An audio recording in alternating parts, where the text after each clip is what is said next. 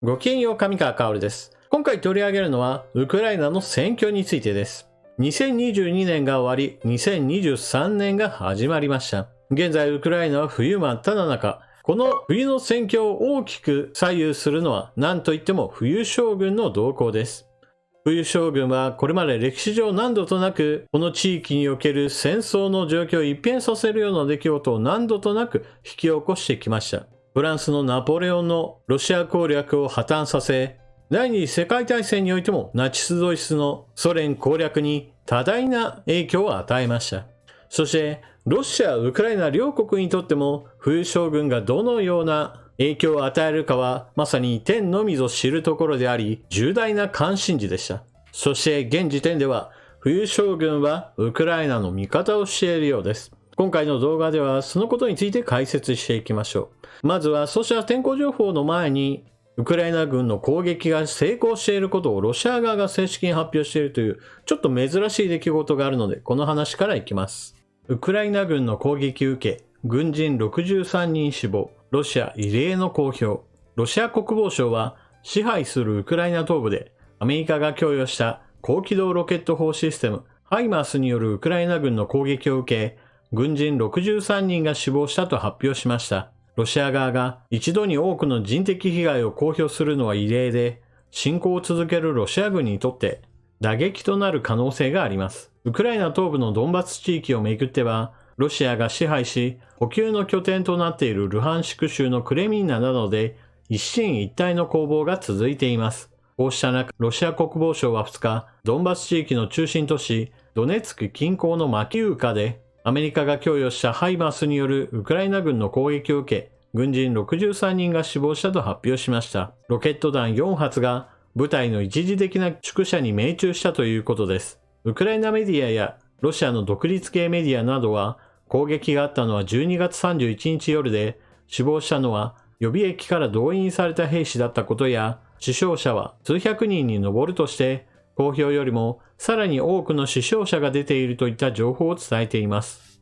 また、ロシア国営のタス通信は、施設に到着した軍人たちが携帯電話を頻繁に使用したことが原因の可能性もあるとする地元当局の情報を伝え、ウクライナ側に位置情報が把握された可能性があるとしています。ロシア国防省は連日攻撃でウクライナ側に大きな損失を与えたなどと主張していますが、一度に多くの人的被害が出たと公表するのは異例で、侵攻を続けるロシア軍にとって打撃となる可能性があります。ウクライナ軍の参謀本部は2日 SNS に投稿し、ドネツク州のマキウカで12月31日に最大10の敵の軍事的な設備を破壊し、損傷を与えたと明らかにしました。今回ロシア側が被害が大きく出たことをわざわざ発表したのは、この攻撃された拠点というのが、もともとは専門学校だった建物で、いわば民間施設だった場所を兵士たちの宿舎、兵舎として使っていたのです。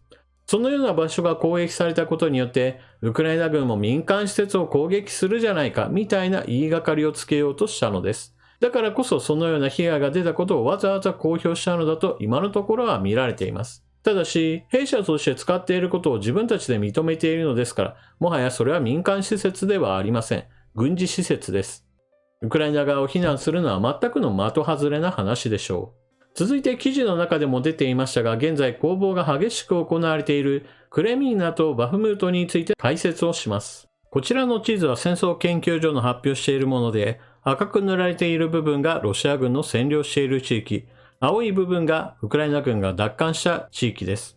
この地図における赤色の部分、水色の部分については最近はほとんど動かなくなっています。全体としては戦線は膠着状態にあります。全体としては膠着しつつも戦闘が激しく行われているのが東部戦線です。ロシア側はバフムートに対する攻撃を繰り返し行い、ウクライナ軍はバフムートの防戦を続ける一方において、クレミンナに対する攻撃を加速させています。クレミンナを落とす理由というのは、ここから北に行けばスバトボ、そしてそこからさらに北に行けばロシア本国といった具合にして、この地域を縦に貫く道路があり、この道路を寸断することが、この地域全体の補給路を乱すことができるからです。すでにこの補給路はウクライナ軍にとっては砲撃の射程圏内ですが、やはり何といっても物を運んでいるトラックを直接狙うのは少し難しいですから、はっきりとこの路線を占領し、ロシア軍の動きを封じることには非常に意味があります。一方、ロシア軍が激しく攻め立てているバフムート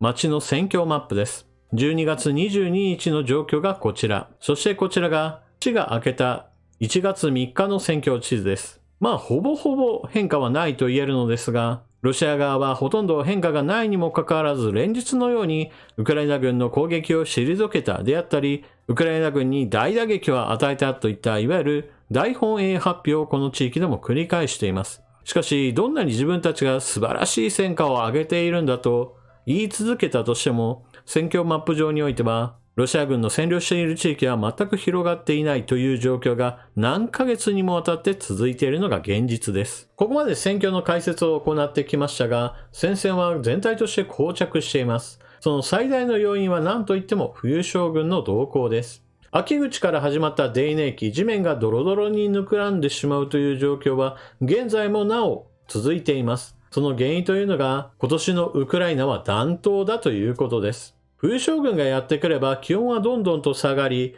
夜であろうと日中であろうと氷点下に沈み、そのために地面がどこででも凍てついてしまうということは、それを理由として重量の重い軍用車両なども広い範囲で活動でき、そのために戦線が活発に動く可能性があったわけです。ところが暖冬というのは、秋口から始まった泥濘期をさらに延長させることとなりました。地面がドロドロのままでは、戦車などが大量に動員できるわけではありませんから、大規模な作戦は発動しにくく、全体としての戦線は動かなくなってしまったわけです。ただし、冬将軍が来なかった暖冬だということによって、もう一つの側面を語らなければなりません。それは、プーチン大統領がこの冬に狙っていたウクライナに対する攻撃作戦は大失敗に終わったということです。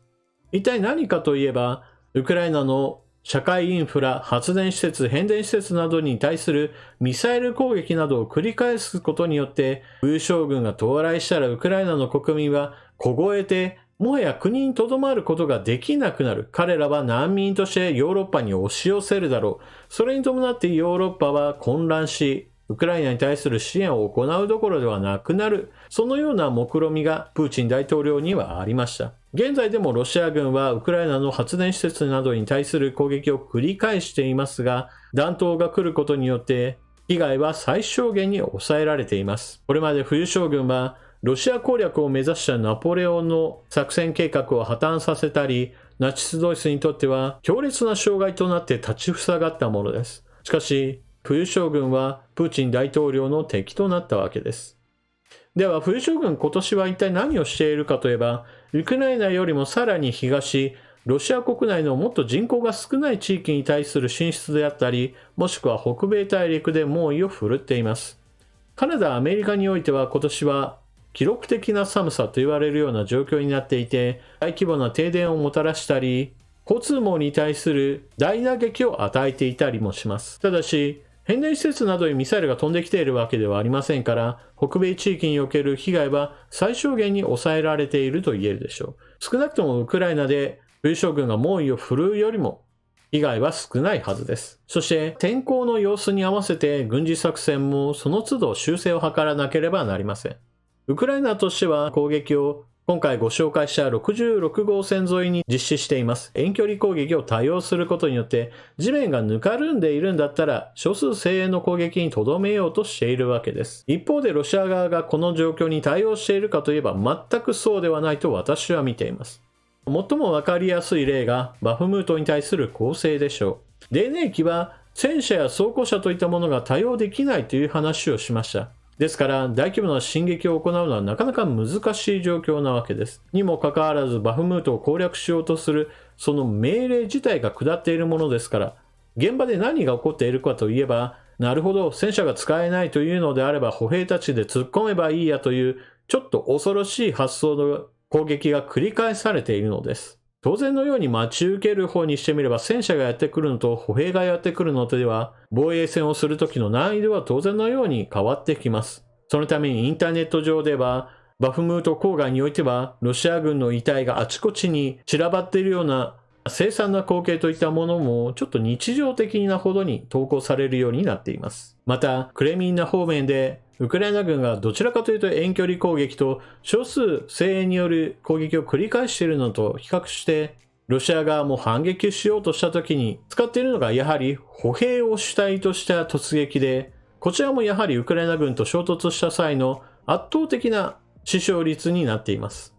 このような状況の変化に全く対応できていないロシア軍というのは、欧米の報道機関などでもせせら笑われることになっています。その一例として挙げれば、例えばウクライナ軍からほど近いような陣地において、屋外において焚き火を囲んで暖を取っている兵士たちなどというのは、あっという間にウクライナ軍から砲撃を受けて死産してしまったり、動員兵の中には訓練が全然できていなかったために、与えられた銃器をどう取り扱うか、ハウツー動画がスマートフォンに残っていたりなどといった話や、今回紹介した最初の記事でも、兵舎に到着したロシア軍兵士たちがスマートフォンを頻繁に使い続けたために、ハイマースによる攻撃や直撃したというわけです。ロシア軍のこうした上も下もおかしいぞといった状況が今後も続けば、2023年ウクライナ軍の領土奪還もきっとうまくいくでしょう。ただしそれは泥濘期が終わった後の話であり、少しまだ時間はかかるかもしれません。ウクライナ軍の領土奪還がうまくいくということは、それに伴って